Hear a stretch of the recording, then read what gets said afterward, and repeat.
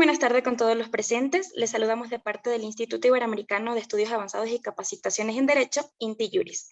Les doy la bienvenida a este conversatorio sobre la sustanciación de la audiencia en procedimientos de derecho de familia en el Ecuador y un análisis comparado con el ordenamiento jurídico venezolano. Como panelistas al día de hoy, tenemos al doctor Javier Quiroz, presidente de la Fundación Jurídica Ecuatoriana, al magíster Daniel Irigoyen, director de Irigoyen y Asociados, al abogado Byron Lanchimba, asesor empresarial de empresas públicas y privadas, al doctor Richard Schettini Limongi, abogado litigante con más de 20 años de experiencia en los juzgados y tribunales del Ecuador, y al doctor José Ferreira, abogado en el libre ejercicio, magíster en Derecho Mercantil, doctor en Ciencias Políticas, PhD en Estado, Políticas Públicas y Paz Social, además de docente universitario desde hace 6 años en materia de Derecho Privado.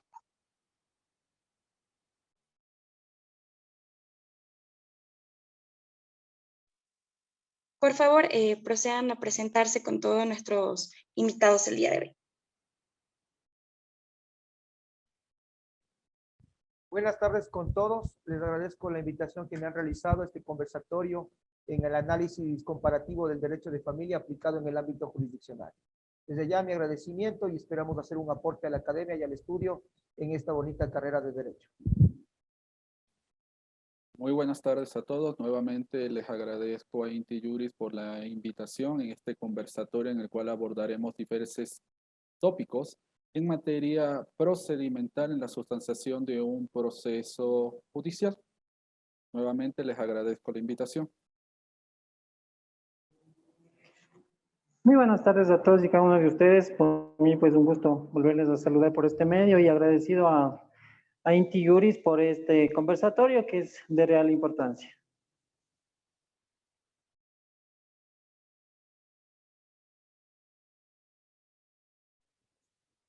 Muchísimas gracias por la invitación a los colegas en el Ecuador. Desde acá saludos desde Venezuela, esperando que la disertación sea agradable y por supuesto fructífera para todos los presentes.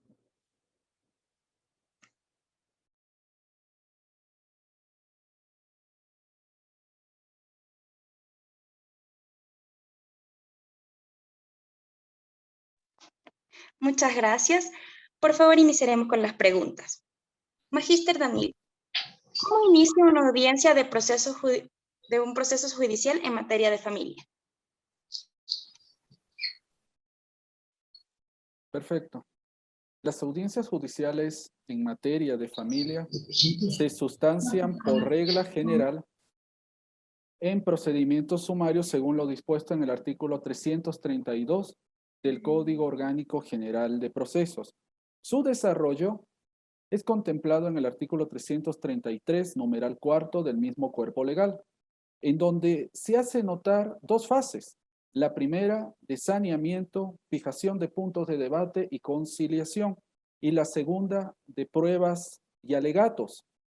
La primera fase de la audiencia, saneamiento, se busca de manera directa eliminar del proceso cualquier vicio que pueda afectar en lo posterior la validez del mismo, evitando así su nulidad, conforme a los numerales constantes en el artículo 107 del Código Orgánico General de Proceso, en donde se detallan las solemnidades sustanciales de todo proceso judicial, en el cual encontramos jurisdicción, competencia de la o del juzgador en procesos que se ventilan, legitimidad de personería, citación con la demanda a la o al demandado o a quien legalmente lo represente, notificación a las partes con la convocatoria de las audiencias, notificación a las partes con las sentencias y conformación del tribunal con el número de juzgadores que la ley prescribe,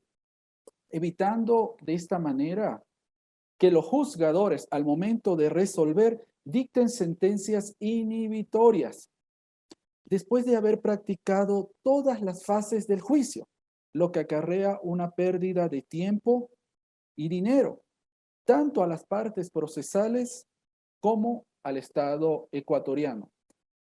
Anteriormente, con la vigencia del Código de Procedimiento Civil, ya derogado, esta etapa de saneamiento nace por terminar de raíz con la mala práctica profesional que ha sido estrategias de algunos abogados, quienes dejaban de ocurrir todo el proceso judicial para finalmente solicitar al juez que declare nulo todo lo actuado, tal y como se disponía en el artículo 1014 del Código de Procedimiento Civil ya derogado, por no estar subsanada todos los vicios de procedibilidad que actualmente constan en el artículo 107 del Código Orgánico General de Proceso, cuyo texto ya les he manifestado anteriormente.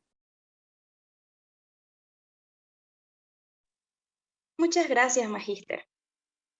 Quisiera saber qué son las excepciones previas. Perfecto. Las excepciones previas son las acciones o medios de defensa que tiene un demandado a fin de dilatar o detener la sustanciación de un proceso judicial o terminarlo de manera definitiva, sin la necesidad de llegar al fondo de los hechos alegados o la valoración de la prueba aportada por las partes procesales. Las excepciones previas se encuentran contempladas en el artículo 153 del Código Orgánico General de Procesos, en donde encontramos incompetencia de la o del juzgador, la incapacidad o falta de personería de la parte actora o su representante, falta de legitimación en la causa o incompleta conformación del litis consorcio, error en la forma de proponer la demanda, inadecuación del procedimiento o indebida acumulación de pretensiones, litispendencia, prescripción, caducidad, cosa juzgada, transacción o existencia de convenio, compromiso arbitral o convenio de mediación. No voy a entrar en detalles sobre cada una de ellas, pero es importante conocer que existen excepciones previas subsanables y no subsanables. En el caso de las excepciones previas subsanables, el juzgador resolverá mediante auto interlocutorio, dando un término a la parte actora a fin de subsanar las falencias de su demanda, conforme a las reglas previstas en los numerales 2 y 3 del artículo 295 del Código Orgánico General de Proceso. Si la parte actora no subsana los efectos dentro del término correspondiente, el juzgador, mediante auto definitivo, tendrá como no presentada la demanda, con los efectos correspondientes y ordenará el archivo del proceso. Por otro lado, las excepciones previas no subsanables se declarará sin lugar la demanda y se ordenará el archivo, conforme lo dispone el numeral primero del artículo 295 del Código Orgánico General de Proceso. Finalmente, es importante puntualizar que las excepciones previas no aceptadas por un juzgador podrán ser apelables en efecto diferido. El efecto diferido, en otras palabras, se va a sustanciar toda la audiencia y si alguna de las partes apela, el tribunal de alzada resolverá primero esta negativa a la excepción previa antes de conocer el fondo del recurso de apelación, conforme se hace constar en el artículo 296 del Código Orgánico General de Procesos. Muchas gracias, magíster. Doctor Ferreira, ¿cómo sería el análisis comparado de estas preguntas con la legislación venezolana? Bueno, en el caso del derecho venezolano, la figura del saneamiento, denominada de tal forma en el Ecuador, en el caso venezolano se llama despacho saneador. Esta figura se encuentra consagrada en el artículo 457 de la Ley Orgánica de Protección de Niños, Niñas y Adolescentes. Entre otras cosas, el despacho saneador busca que las partes, en este caso la parte actora, la parte demandante, resuelva todos los vicios de forma que pueda contener su escrito. Por otra parte, este despacho saneador debe estar elaborado mediante un auto dictado por el tribunal. Este auto asimismo debe estar motivado. Y la parte, en este caso, que debe subsanar, tiene un plazo de 5 días, aproximadamente 5 días de despacho. Y por otra parte, en cuanto a las excepciones, en el derecho venezolano, ello se denomina cuestiones previas. Estas cuestiones previas son, en general, las mismas mencionadas por el doctor Irigoyen. Sin embargo, se concatenan con un principio establecido en nuestra Constitución, que, entre otras cosas, señala que no se debe sacrificar justicia por formalidades innecesarias. Con lo cual, estas excepciones deben estar bien fundadas según lo establecido en el Código de Procedimiento Civil, que es la norma adjetiva procedimental en el derecho venezolano que regula todo lo referente al derecho civil y, a su vez, arropa aquellas cuestiones, aquellas etapas del proceso en cuanto al área de protección se refiere. Muchas gracias, doctor. Doctor Schettini, muy buenas tardes. Le doy este espacio para que se presente y luego proseguir con las preguntas. Lo que debo indicar, pues, que vamos a hablar estos minutos son importantes, es sobre la aplicación de los puntos de debate dentro de los procesos judiciales. Debiendo indicar, pues, a ustedes que dentro del Código General de Procesos, en la legislación ecuatoriana, en su artículo 333, se establece el procedimiento que debemos seguir en los juicios. Es decir, nos indica, nos señala con claridad, con precisión y objetividad las reglas que se deben aplicar en todo procedimiento. Bueno, en el tema que hemos topado, pues en el procedimiento sumario, es así que dentro de los puntos de debate, el señor juez indica tanto a la parte actora como a la parte demandada cuál es el tema objetivo que se va a tratar en la audiencia. Por ejemplo, si nosotros tenemos, pues, un tema de alimentos, el punto de debate va a ser la fijación de la pensión alimenticia, ¿no? Para que se entienda correctamente tanto a la parte actora cuál va a ser el tema de discusión dentro de esta audiencia. Es lo que puedo indicar en cuanto a que tenemos que decir en cuanto al punto de debate en cualquier procedimiento judicial. He manifestado, pues, si tomamos en cuenta lo que se manifiesta en un proceso de alimentos. Muchas gracias. Muchas gracias, doctor Schettini. Otra pregunta, ¿cuál es el efecto de la conciliación en los juicios sumarios?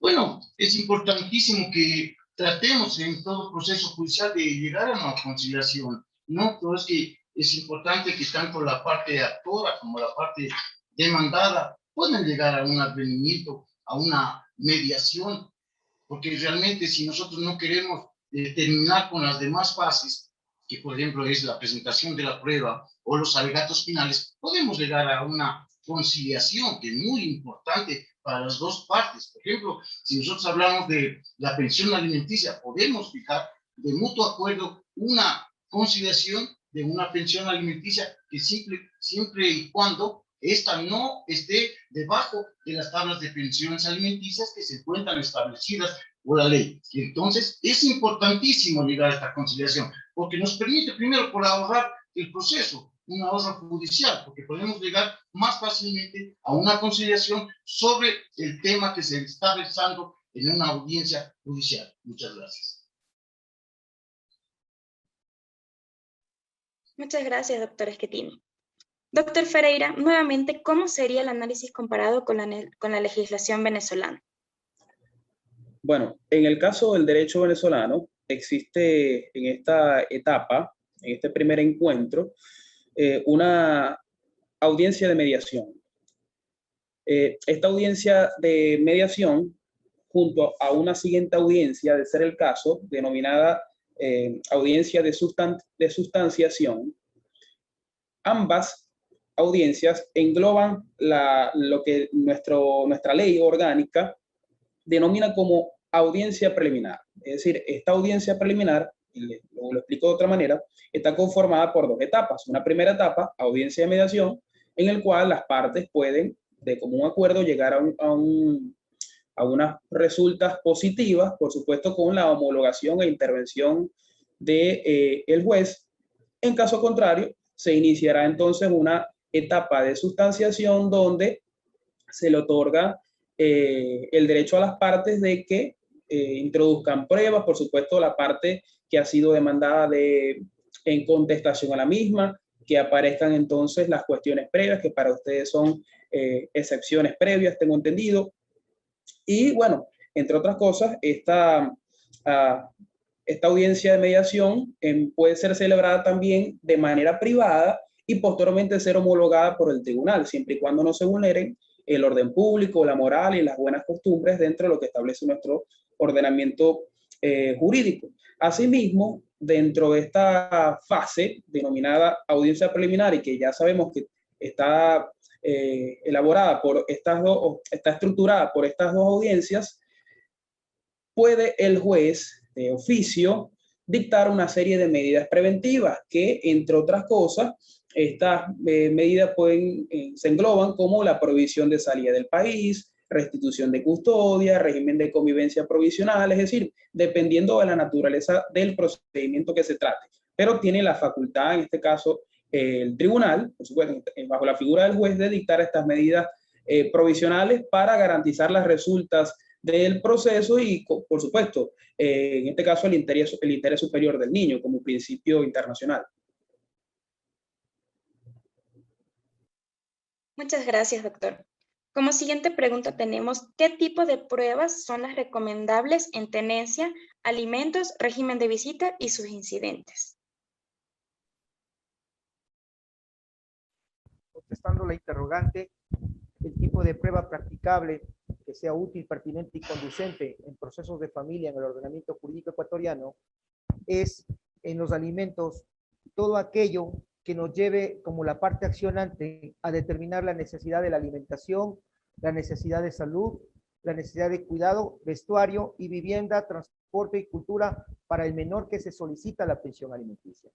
En cuanto a las pruebas útiles, pertinentes y conducentes que debe adjuntar en el acto de proposición en la contestación a la demanda, una vez que ha sido citado en legal y debida forma la parte demandada, serían a determinar la situación económica real de la parte demandada, es decir, los roles de pago que demuestren cuál es el ingreso que tiene en realidad, si existe situación de dependencia, el certificado del Instituto Ecuatoriano de Seguridad Social, en el cual se va a determinar cuál es el aporte que da esta persona demandada y cuál es el sueldo que en realidad percibe mes a mes. Y de la misma manera, si se determina que esta persona prácticamente no tiene una actividad económica o la tiene, se tendría que solicitar un certificado al Servicio de Rentas Internas para que éste determine qué tipo de actividad económica independiente tiene la parte demandada, o de la misma manera que certifique que no tiene una actividad económica, con lo cual se tendrá que determinar la pensión mínima prevista en la tabla de pensiones determinada por el Ministerio de Inclusión Social. En cuanto a los procedimientos de régimen de visitas, al ser un derecho de los niños, niñas y adolescentes, el legislador ha previsto en el Código Orgánico de Niñez y Adolescencia para determinar la fijación del régimen de visitas, lo que está previsto en el artículo 123 del Código Orgánico General de Procesos.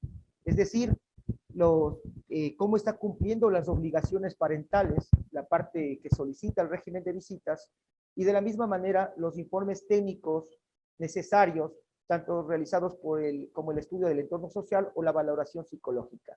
Esto para determinar que no existe una afectación en cuanto al menor de edad que se pretende visitar. Recordando que el régimen de visitas es un derecho natural al ser humano, tal como lo prevé el artículo 21 del CONA, el cual es un derecho a mantener relaciones parento-filiales con todo su entorno familiar, ¿no? Entonces, continuando con, por ejemplo, con el proceso de tenencia, en este ámbito, una prueba bastante útil, pertinente, sería lo establecido en el Código Orgánico de Niñez y Adolescencia en su artículo 60, el cual prevé que los niños, niñas y adolescentes tienen el derecho a tener voz y voto en cuanto a toda situación que determine la fijación de sus derechos.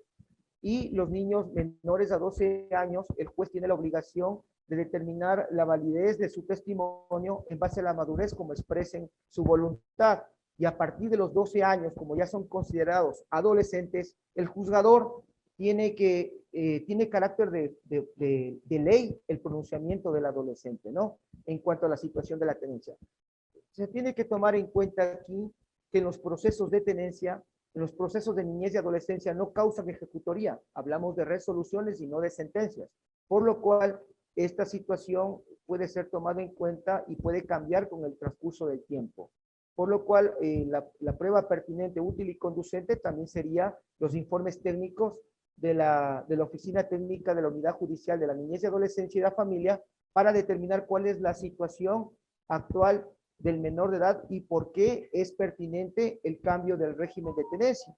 Para esta situación hay que tomar muy en cuenta que también el Código Orgánico de Niñez y Adolescencia determina que el ejercicio de la patria potestad es el conjunto de obligaciones entre los padres, los progenitores y los hijos. Y por esta situación, lo que se cambia es el ejercicio de la tenencia como tal. Esas son las pruebas a mi criterio que son las pertinentes, útiles y conducentes. Muchas gracias, doctor. Ahora, en base al tema de la prueba, ¿cuál es su finalidad, su admisibilidad y pertinencia en cuanto a los procesos de familia? Bueno, en este ámbito hay que determinar lo que determina el Código Orgánico General de Procesos en su artículo 158. ¿Qué es el medio de prueba? La prueba testimonial, documental y pericial tiene como finalidad conllevar al juzgador al convencimiento de los hechos y circunstancias controvertidos que alega la parte accionante y de la misma manera en la contestación de la demanda los que determina la parte demandada. En cuanto al principio de oportunidad, ¿cuál es el momento procesal oportuno para hacer conocer o anunciar los medios de prueba con los cuales se va a comenzar a litigar? Pues en este ámbito es cuando se presenta la demanda, con cuanto a la parte accionante, cuando va a presentar la demanda, tanto sea de alimentos, de régimen de visita o tenencia, es el momento procesal para que ésta anuncie sus medios de prueba. ¿Ya? Y de la misma manera, de la parte demandada, en la contestación a la demanda, en la reconvención y en la contestación a la reconvención. Entonces, este sería el momento procesal oportuno para anunciar los medios de prueba, los cuales van a ser practicados en la audiencia única. Entonces, de la misma manera, los medios de prueba que son imposibles de obtenerlos en la presentación de este acto procesal, de este acto de proposición, tienen que ser solicitados mediante el auxilio del órgano jurisdiccional. El juez tiene la facultad de solicitar a las diferentes entidades públicas o privadas donde consten estos medios de prueba. En el caso de alimentos, por ejemplo, el juez tiene la facultad de solicitar y oficiar al lugar de trabajo de la parte demandada para que éste certifique cuál es la situación económica de la parte demandada. De la misma manera, si existen casos de violencia intrafamiliar en los procesos de tenencia o de régimen de visitas que determinen que no es procedente el cambio del ejercicio de la tenencia, el juzgador, se puede solicitar al juzgador el auxilio judicial a la prueba según lo previsto en el artículo 75 de las garantías del debido proceso de la Constitución de la República del Ecuador, y el juez tiene esa facultad de solicitar a la Unidad Judicial de Violencia contra la Mujer y miembros del núcleo familiar si existe alguna situación de prohibición, de alejamiento de medidas de protección entre las partes procesales, lo cual impediría el cambio de tenencia, o en su defecto, la petición del régimen de visitas. De la misma manera, como contempla el artículo 160 del Código Orgánico General de Procesos, para determinar la admisibilidad de la prueba, se tendrá que verificar la pertinencia, la utilidad y la conducencia de la prueba, ¿no? Verificando que las pruebas que no cumplan con estos parámetros serán calificadas como inconstitucionales y no se podrán practicar en la audiencia única. Eso en cuanto a la admisibilidad, oportunidad y conducencia de la prueba. Además de esto, me gustaría manifestar que la necesidad de la prueba es de probar los hechos alegados por las partes, tanto en la contestación de la demanda como en la parte de la presentación de la misma por la parte actora. Y en los casos de los que no se requiera probar hechos, el artículo 163 del Código Orgánico General de Procesos claramente manifiesta los hechos que no deben ser probados, como los hechos afirmados por las partes, y con esa situación esas pruebas no se practicarán. Los hechos imposibles, los hechos notorios o públicamente evidentes, y los hechos que la ley presuma de derecho, como por ejemplo, que el derecho de alimentos es un derecho connatural de los niños, niñas y adolescentes, por lo cual no puede existir una reconvención a la demanda, ya que es un derecho implícito de los niños, niñas y adolescentes, ya que la Constitución de la República del Ecuador los reconoce como grupo de atención prioritaria. De la misma manera, el régimen de visitas no puede ser reconvenido a la demanda, porque prácticamente es un derecho connatural al ser humano, el cual está reconocido por los diferentes tratados internacionales que ha suscrito el Ecuador, y por lo cual es un derecho de los niños, niñas y adolescentes a mantener relaciones parentofiliales con todo su entorno familiar. Y eso es un hecho de derecho que consta en el artículo 44 de la Constitución de la República del Ecuador, concordante con el artículo 21 del Código Orgánico de Niñez y Adolescencia, y el artículo 11 que determina el principio del interés superior del niño, lo cual determinaría un hecho que la ley lo determina como de derecho y por lo cual no necesita ser probado. Eso sería en cuanto a la pregunta. Muchas gracias, doctor. Doctor Ferreira, ¿cómo sería el análisis de estas preguntas comparado con la legislación venezolana? A ver, realmente no existe mucha diferencia entre lo mencionado por el doctor Queiroz. Sin embargo, bueno, cabe señalar ciertos puntos que tienen su margen diferencial en cuanto a lo establecido en el ordenamiento jurídico ecuatoriano. Todo lo referente a la prueba en materia de niños y adolescentes en el área de protección, como se denomina acá en el derecho venezolano, se encuentra regulado en el artículo 474 de la LOMNA, de la Ley Orgánica de Niños, Niñas y Adolescentes. Sin embargo, en cuanto al momento en el cual las pruebas deben ser consignadas, ya mencionamos una fase de sustanciación donde las partes tienen la posibilidad de presentar las pruebas. Sin embargo, estas pruebas serán evacuadas y también podrán ser consignadas con la contestación de la demanda. En esa etapa, donde la parte introduce la contestación de la demanda, con la contestación de la demanda introduce los escritos, en esa misma etapa, en una audiencia, que ya será en la audiencia siguiente, que es de la denominada audiencia de juicio, se van a evacuar todas y cada una de las pruebas. Dentro de la finalidad que puede tener una prueba, por supuesto, está la búsqueda de la verdad, que el juez, antes de dictar sentencia, ya haga una valoración de todas y cada una de las pruebas presentadas. Y por supuesto, en esta audiencia de juicio, retrocedo acá, el juez va a checar de que estas pruebas no sean impertinentes, que sean en este caso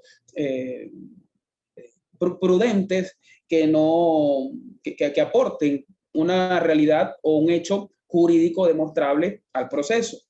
Por otra parte, en materia de manutención, el tribunal en cualquier momento de oficio o a solicitud de parte podrá oficiar, que usted lo llaman régimen de alimentos, acá son obligaciones de manutención. El juez podrá oficiar a instituciones públicas o privadas para que envíen resultas sobre salarios, sobre beneficios que pueda tener, en este caso, alguno de los progenitores, principalmente el padre, y que entonces los hechos solicitados o demandados por una parte hacia la otra sean demostrados. Nuestra legislación también establece en el Código de Procedimiento Civil, como norma adjetiva general, la prueba libre, es decir, que las partes pueden llevar al proceso cualquier tipo de prueba, siempre y cuando, insisto, no sea impertinente, no vaya en contra de la moral, de las buenas costumbres y, por supuesto, de la ley. Por último, dentro del proceso de protección, en este caso, manutención, convivencia familiar, todas las instituciones familiares, siempre hace acto de presencia el Ministerio Público. Acá también, en nuestro derecho, en el derecho venezolano, está la figura del Ministerio Público bajo la persona de un fiscal, que se encarga de velar por el debido proceso y por la tutela judicial efectiva, es decir, porque todo el proceso se ha llevado a cabo de manera correcta y, por supuesto, velando por el bienestar, en este caso, de las partes. Muchas gracias, doctor. Como siguiente pregunta tenemos, ¿cómo se practican los medios probatorios en un juicio sumario?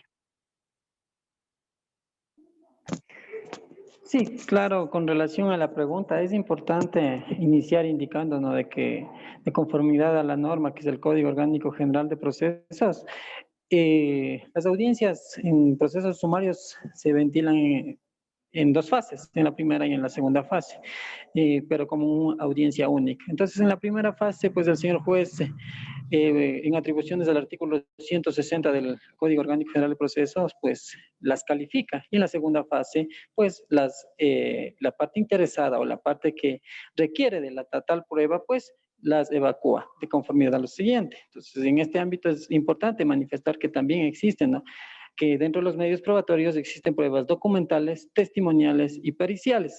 En nuestro ordenamiento jurídico, en la norma en mención, se puede indicar y aclarar que se encuentra del artículo 173 al 221 los requisitos que deben contener y establecer, ¿no?, el asunto de los documentos como medios probatorios. Una vez valorado, pues en audiencia única, en la segunda fase, pues la parte que requiere la prueba en este punto, ya sea testimonial, documental o pericial, pues hace uso de ella, ¿no? Un ejemplo, en la testimonial, pues la parte que requiere ingresa y solicita, se evacúe de conformidad a los pliegos de preguntas que oralmente en audiencia se realizan, ¿no? Es una manera de evacuar. En este momento, pues dentro de las pruebas documentales, en este punto, en este apartado, pues igual una vez calificado y valorado, pues se le exhibe, se le ve la conducencia y la utilidad o la pertinencia que requiere ese documento que es válido para poder defendernos lo que es necesario. Un ejemplo, un juicio de alimentos, una prueba documental es la partida de nacimiento. Entonces, en ese efecto, pues se le hace en audiencia. Y como último, pues en el asunto de las pruebas, lo que es periciales, como es la Administración de Justicia requiere, ¿no?, el auxilio de peritos en ciertas materias en este ámbito. Si este proceso sí requiere o es necesario, pues ingresa un perito que por su profesión, ocupación o técnica tiene conocimiento con la finalidad de esclarecer los hechos y dar conducencia o dar conocimiento, ¿no?, o aclarar al señor juez para que tenga elementos, ¿no?, para poder resolver el proceso. Entonces, es la manera de cómo se resuelven los medios o cómo se evacúan los medios probatorios en procesos sumarios. Es importante también indicar que en este punto las pruebas deben ser fundamentales en todo proceso. Sin pruebas, pues es una vaga pretensión que posiblemente no podría llegar a concretarse la petición. Un ejemplo, un juicio de alimentos sin pruebas, pues carecería por más garantías. Un ejemplo, si es que no le ingreso la partida, pues no tendría, ¿no? Entonces los medios probatorios deben estar acorde al proceso que se va a ventilar.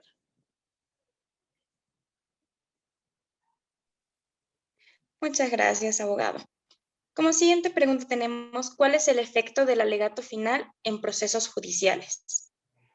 Bueno, el efecto, tendríamos que analizarlo bien, el alegato como final, ¿no? El efecto sería tratar de llegar al juez, ¿no? Pero para esta situación, en el código, en la norma de mención, no nos clarifica, ¿no?, de qué requisitos o en qué parámetros se debe realizar, pero por lo general tiene que guardar relación, ¿no?, con el asunto del alegato inicial, los medios probatorios evacuados y la manera de cómo va a exponer al señor juez la pretensión de la persona. Es decir, si en el alegato inicial yo inicié solicitando una pensión alimenticia, las pruebas tienen que estar congruentes a mi petición y el alegato final tiene que tener relación con los medios probatorios y el alegato inicial. Entonces, si bien es cierto, la norma no prevé esa situación, pues por lo general en nuestro ordenamiento jurídico se ha manifestado de esa manera. Muchas gracias. Por último, ¿cuáles son los recursos existentes en materia de familia? Bueno, ahí tendríamos que hacer énfasis y aclarar, ¿no? Hay dos clases de recursos, el recurso horizontal y el recurso vertical, ¿no? Lo que es el asunto del recurso horizontal, tendríamos que estar hablando en el artículo 253 del Código Orgánico General de Procesos, podríamos indicar que es aclaración, ampliación, revocatoria o reforma, ¿no? De acuerdo al caso, un ejemplo, una aclaración tendríamos que decir una sentencia oscura. La parte que está realizando la petición, pues tendría que aclarar o solicitar, ¿no?, que se le aclare al señor juez. Con una ampliación tendríamos que verificar un ejemplo, hipotéticamente hablando, si el señor juez no resolvió algún punto de debate, entonces sería una ampliación. Todos esos recursos de acuerdo al caso y la materia. Un ejemplo, el recurso de alzada, estamos hablando del artículo 266, el recurso de casación y el recurso de apelación, el artículo 256. Un recurso de apelación es a la alzada, es decir, cuando la parte que no está conforme con la sentencia puede apelar la sentencia para que suba a instancia superior y sea el tribunal quien conozca la causa. En casos excepcionales, conoce también el recurso de casación, ¿no? Pero en este ámbito el recurso de casación pues existe solamente, se puede plantear o se podría plantear en ciertas materias, ¿no? Podría ser por falta de aplicación, errónea interpretación de la norma. Entonces, en ese sentido se puede plantear los recursos, tanto horizontales o verticales, es decir, cada caso tiene su particularidad y se puede plantear un recurso y posterior a esa situación se puede plantear un recurso a la vez, no se puede llenar de recursos en un proceso. Muchas gracias, abogado Lanchimba. Doctor Ferreira, ¿cómo sería el análisis comparado de estas preguntas con la legislación venezolana? Bueno, son varias ideas, ¿no?, las que se mencionaron acá. En primer lugar, debemos decir que en el ordenamiento jurídico venezolano se admiten las mismas pruebas mencionadas, la prueba documental, la prueba pericial y la prueba testimonial. En cuanto a la etapa en la cual estas pruebas van a ser consignadas, ya las mencionamos, en la audiencia de sustanciación o en la audiencia de juicio.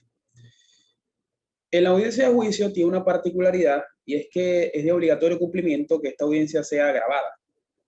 En caso de que esto se imposibilite, que eso tiene vigencia en nuestro derecho del año 2019, en caso de que esto se imposibilite, se debe levantar un acta, puesto hay sedes de tribunales en distintas ciudades del territorio nacional venezolano, en lo que no se encuentra la tecnología y la capacidad para poder desarrollar este tipo de audiencias grabadas. Pero el hecho es que la norma sí lo establece. Por otra parte, existe la posibilidad, mediante un equipo multidisciplinario que hace parte del tribunal y que va a ayudar al tribunal a esclarecer y a buscar la verdad, y que por supuesto sus informes técnicos van a permitir que el juez tenga una realidad mucho más clara al momento de dictar su sentencia. Establece o nace la posibilidad, a través de este equipo multidisciplinario, y a donde quiero llegar, la posibilidad de poder hacer testificar a menores de edad. En este caso deben ser mayores de 12 años.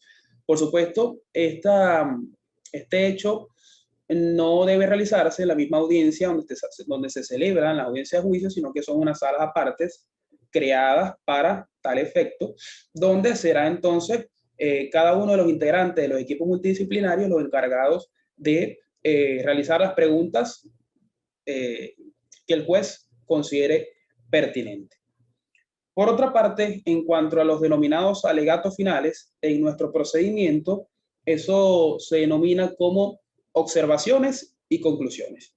Son las etapas finales, las últimas oportunidades que tienen en este caso las partes de poder solicitarle al juez o de poder manifestar su petitorio después de ya presentadas pruebas, después de ya haber realizado una serie de alegatos. Bueno, aparecen entonces estas dos etapas. Las observaciones suelen desarrollarse después de la audiencia de juicio, mediante escrito. Ya acá no se celebran más audiencias, la última audiencia oral es la audiencia de juicio, después aparece una siguiente etapa, que es la etapa de observaciones, y por último, aproximadamente unos 8 días de despacho después les nace el derecho a las partes de poder introducir sus conclusiones, igualmente por escrito.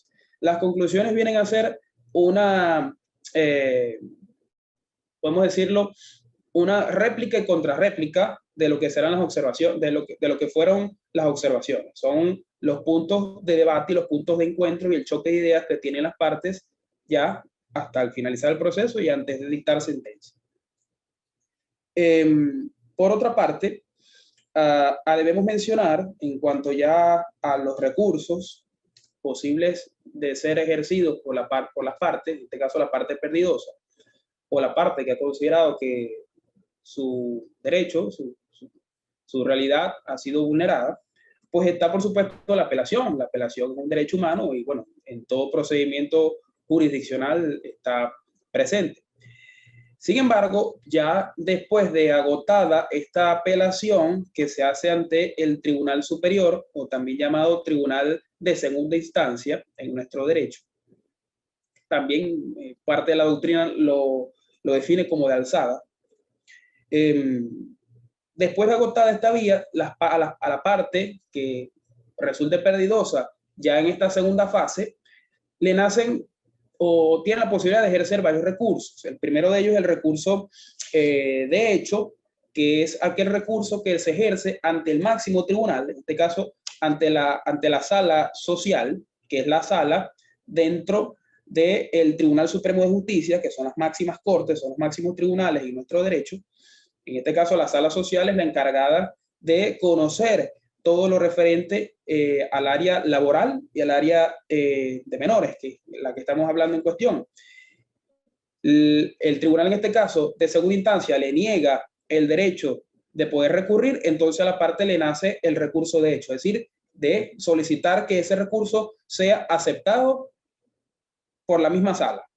Por otra parte, existe el recurso de interpretación, que por lo general este recurso se introduce ya también cuando estamos en etapa de casación, cuando la norma utilizada carece de interpretación o hay vicios en la interpretación. Y está el recurso del control de la ilegalidad, que viene a ser utilizado cuando durante el proceso hubo una serie de fallos, una serie de vicios, y puede tener como última instancia que se retrotraigan, que se vaya hacia atrás ciertas etapas del procedimiento. Todo depende de lo que la sala de casación decida. Eso es lo que podemos mencionar en cuanto a los recursos y a las pruebas y a las etapas de pruebas que el área de protección establece, y por supuesto la Ley Orgánica de Protección de Niños, Niñas y Adolescentes venezolana regula. Muchas gracias, doctor. Agradezco a cada uno de los panelistas por haber aportado sus conocimientos adquiridos en su experiencia profesional. Doy la palabra a cada uno de ustedes para que puedan realizar su despedida. Bueno, por mi parte, quiero agradecer de manera muy especial a cada uno de los panelistas quienes han aportado sus conocimientos extraordinarios a lo largo de su experiencia profesional. De manera muy especial al doctor Richard Schettini Limongi, a quien conozco de manera personalísima y quien conozco su validez como profesional en cada una de las causas que ha patrocinado. De la misma manera, hago una invitación a todos los colegas que nos están viendo en este conversatorio jurídico para que se litigue bajo los principios de lealtad procesal y en búsqueda del cumplimiento del principio del interés superior del niño, ya que son personas que por su corta edad todavía no han adquirido la madurez necesaria, y es menester de nosotros como profesionales del derecho a asesorar a nuestros clientes para que se busque lo que sea más beneficioso para la obtención de este desarrollo integral de los niños, niñas y adolescentes. De la misma manera, a las autoridades judiciales, a los jueces y demás miembros de la función judicial, a que apliquen el principio del interés superior del niño, ya que este principio está orientado a satisfacer el ejercicio efectivo del conjunto de los derechos de los niños, niñas y adolescentes, como lo prevé de manera taxativa el artículo 11 en concordancia con el artículo 44 de la Constitución de la República del Ecuador. Y finalmente un agradecimiento al colega, el doctor José Ferreira, quien nos ha aportado bastantes conocimientos sobre el ordenamiento jurídico del hermano país de Venezuela, y por lo cual me voy muy contento de este conversatorio, ya que ha enriquecido mi conocimiento al momento. Muchas gracias por la invitación. Bueno, nuevamente agradeciendo a Inti Juris por esta invitación, haciendo énfasis que la materia, la profesión del derecho es una profesión sumamente amplia y ahí, como dijo el doctor Quiroz, los profesionales del derecho debemos actuar bajo los principios de buena fe y lealtad procesal, consagrado en el artículo 26 del Código Orgánico de la Función Judicial, y acatar nuestras actuaciones al Código de Ética Profesional, en el cual los abogados deben ser especialistas en la materia para tomar los casos correspondientes. Como dije anteriormente, el derecho es muy amplio. Tenemos diferentes materias, diferentes especialidades, y por lo cual es bueno tener los conocimientos específicos en la materia a fin de cumplir con la pretensión de nuestros clientes. Igualmente, agradezco a todos los profesionales que han concurrido aquí. Nuevamente, especial agradecimiento al doctor Ferreira, que se ha conectado desde Venezuela y lo cual nos ha brindado sus conocimientos en relación al derecho comparado en el ordenamiento jurídico venezolano. Y nuevamente, gracias por la invitación.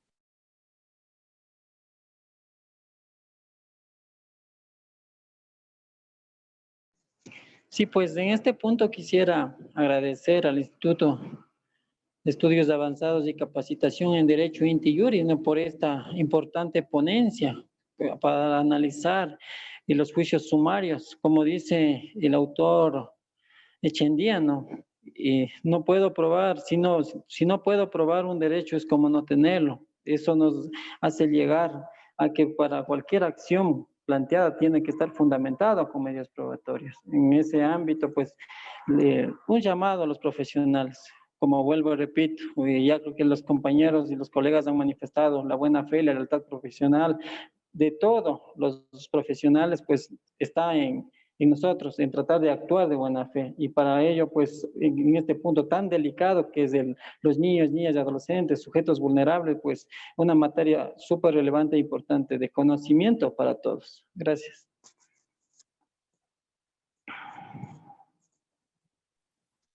Doctora Schettini, su micrófono.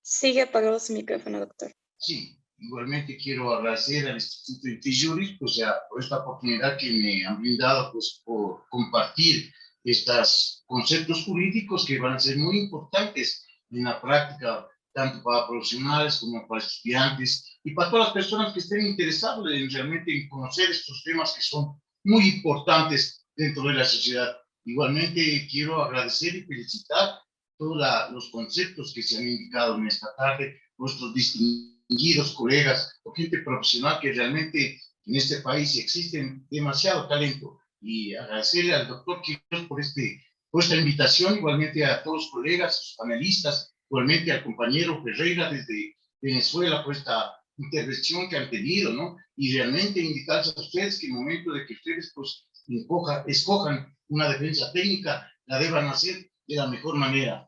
Estas conversaciones que las hemos tenido sobre estos temas son muy importantes para que en el momento de que ustedes estemos litigando hagan una mejor forma, porque realmente, pues, el hacer una defensa técnica es muy importante.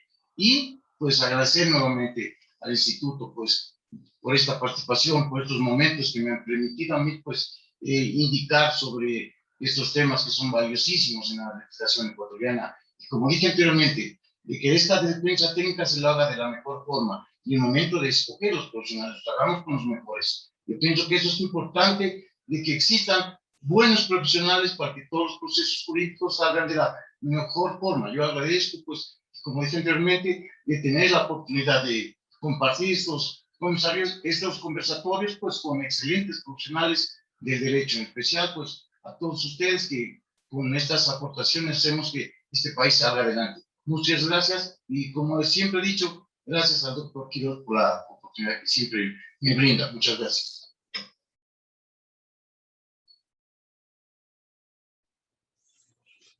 Bueno, ya para cerrar, quise esperar a hacer el último.